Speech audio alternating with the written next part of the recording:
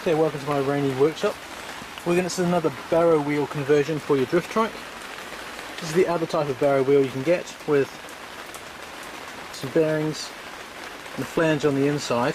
Now, what the problem is that the flange generally comes loose and you end up with something like that. That's where it's bent. Yep, and it comes off there. It's not welded at all, and it just fits in. Plus these bearings, as you can see on this one, have just fallen apart because there's a lot of movement in here.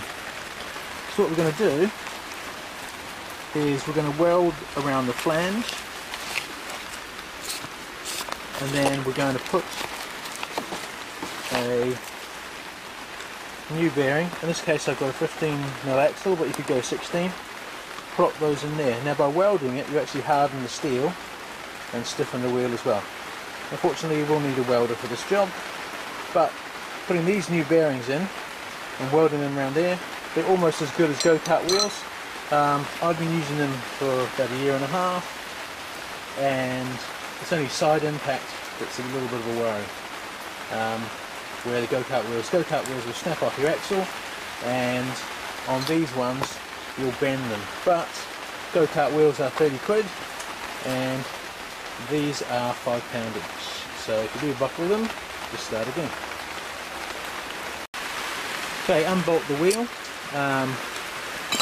That will leave you with two bits.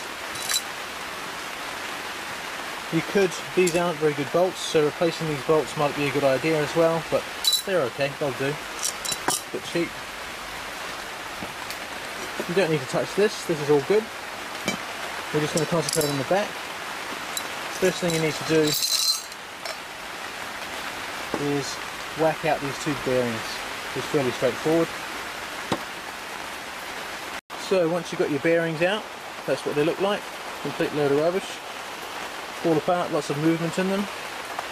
Then you replace them with these ones, and they are only about £1.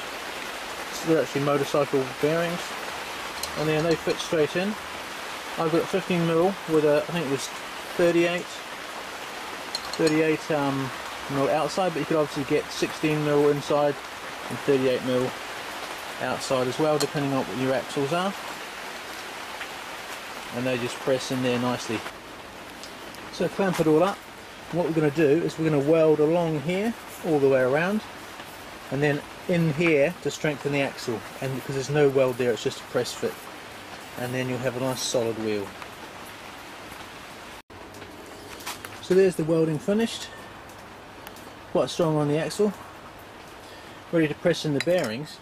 Now what we've done, as you can see, this is all heated up, so this is now being contracted and heated a couple of times, so that's stronger. And this here around the side there, that is quite hard, that steel now. So we're going to get a grinder on the inside of that, so we can press this bearing in. Don't be tempted to smack that in, because you will screw up the bearing. You want a tight fit, but not too tight. And if you do whack it in, then you'll get a really rough running bearing. Yep, so I use this grinding wheel on the end of my drill, and then go on the inside, grind away until I can just press in my bearing. So this is it pressed in.